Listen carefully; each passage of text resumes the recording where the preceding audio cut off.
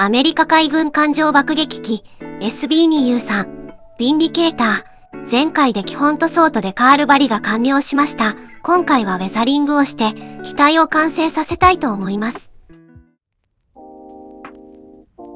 さあ楽しいウェザリングの時間です。汚していきましょう。まずはチッピング、塗装ハゲを作る作業をしていきます。スポンジにシルバーの塗料をつけて余分な塗料を拭います。いい感じにかすれるぐらい塗料を落としたら機体の角になってる部分にポンポンして塗装ハゲを表現していきます。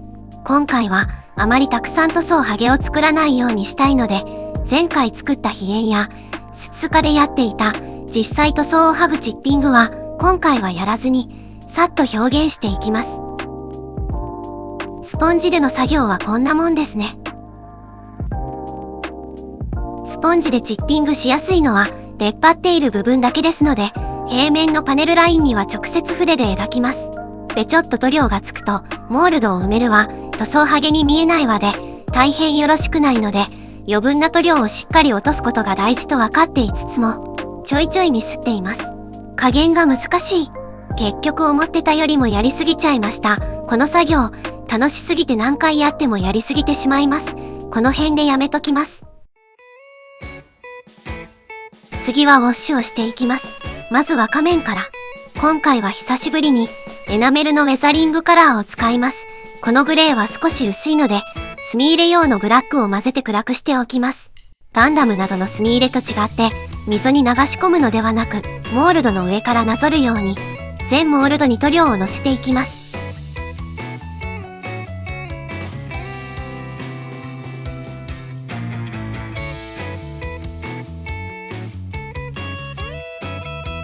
乾いたら拭き取るわけですが、モールドの浅いところはゴシゴシ拭くと全部消えてしまうので、溝に塗料が残るように余分な塗料を筆で拭ったり、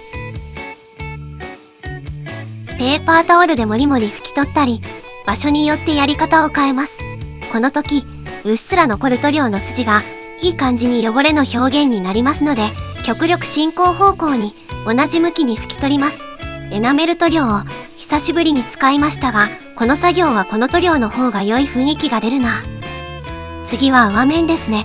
茶色と黒を混ぜて濃いめのドブ色を作って塗っていきます。仮面と同じようにモールドにのせるようになぞっていきます。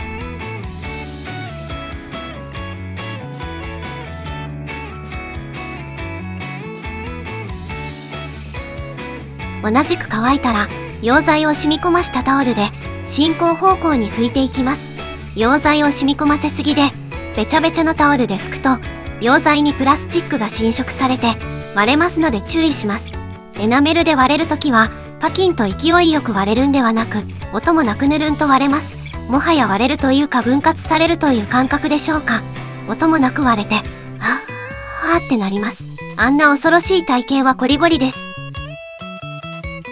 こんなもんでいいかな。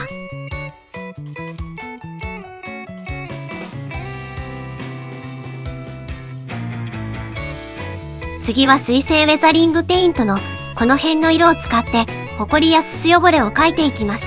まずはファインダストを溶剤で薄く溶いて、墨入れされた溝の上から流れないように気をつけつつ、パネル一面一面に薄く塗ります。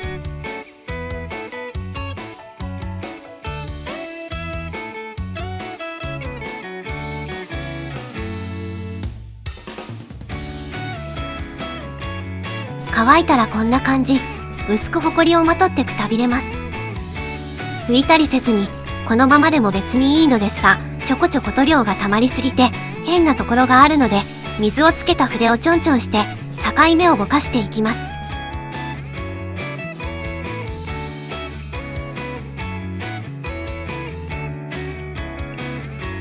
次はアンバーを使ってオイル漏れや錆汚れのありそうなパネルの端などに線を入れていきます。この機体は金属部分がアルミらしいので錆が浮くってことはないのかもしれませんが、まあ雰囲気を出すために控えめに入れておきます。半乾きぐらいに乾かしたら水を含ませた筆でぼかしていきます。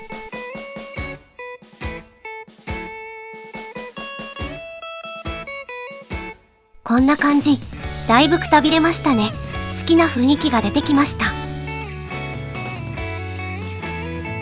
機重口や排気口の部分にも黒で汚れを描いたのですが、うまく描けなかったので、ウェザリングマスターを使って描いていきます。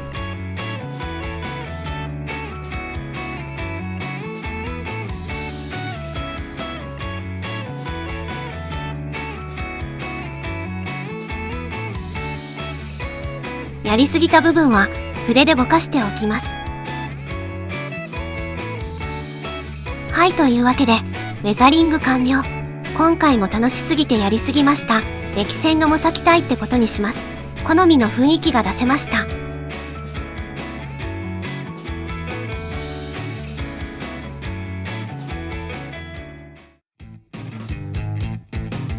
塗装の工程は終わりましたので、クリアを吹く前に全て組み立ててしまいましょう。ランディングギアの構造が複雑で、ミルフィーユのように折り重なっていて、すごく組みにくかったです。この機体は足元の機構と爆弾周りがごちゃごちゃしてて、裏側も見栄えしますね。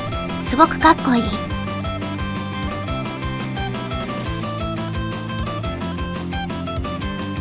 組み立てが済んだら仕上げに艶消しクリアを吹きます。艶消しクリアを吹いた後がこちらです。どうでしょう。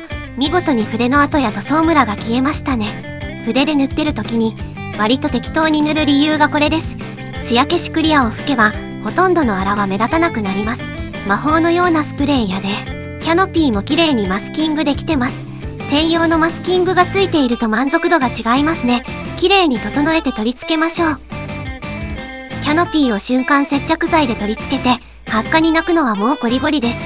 専用のゴム系接着剤を用意しました。これで完璧。OK。最後の最後の作業、アンテナ線を貼っていきます。それ用の糸が売ってるので、必要分カットして、瞬間接着剤をちょんつけして接着していきます。瞬間接着剤は瞬間接着しないので、瞬間接着させる用の硬化促進剤をシュッとすれば、一瞬でひっつきます。発火しやすくなるのでご注意ください。白くなっちゃった部分にブラックを塗ったら完成。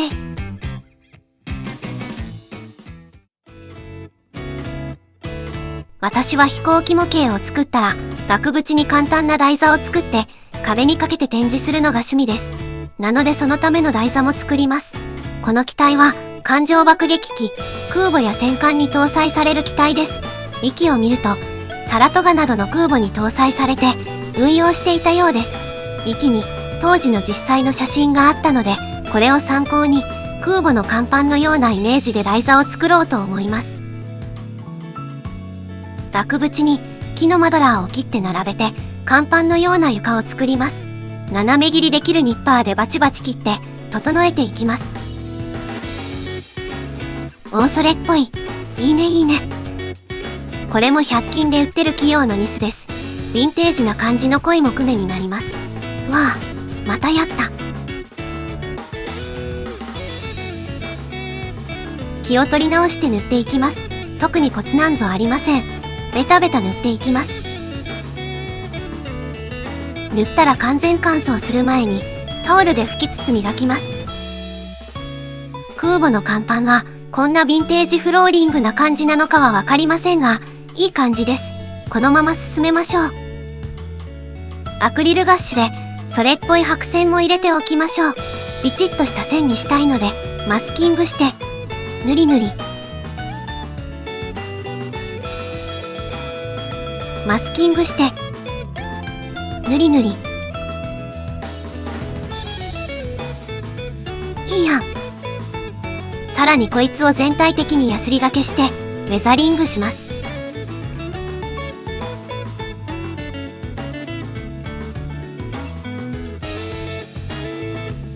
またまた登場。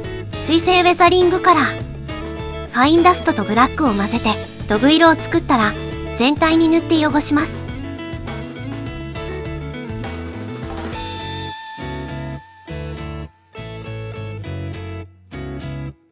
良い。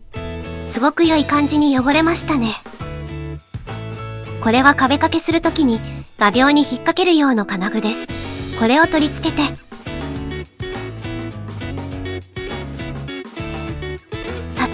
じゃあこの土台に機体を瞬間接着剤で固定したら、これで本当に完成ですね。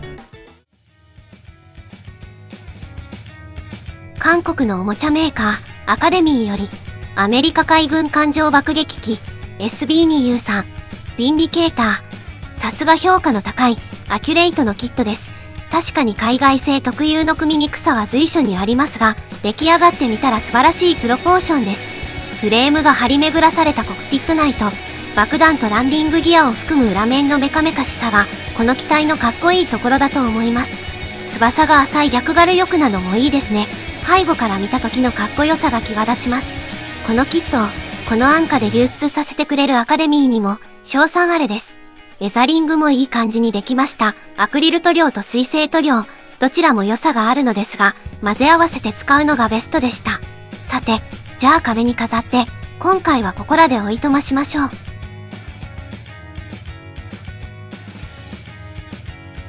ええやんええやん。ではまた次回の動画で。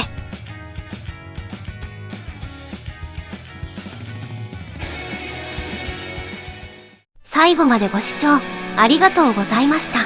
いいねやチャンネル登録をしていただけると、模型ばっか作ってても家族に言い訳できるので、とても助かります。ほな、またね。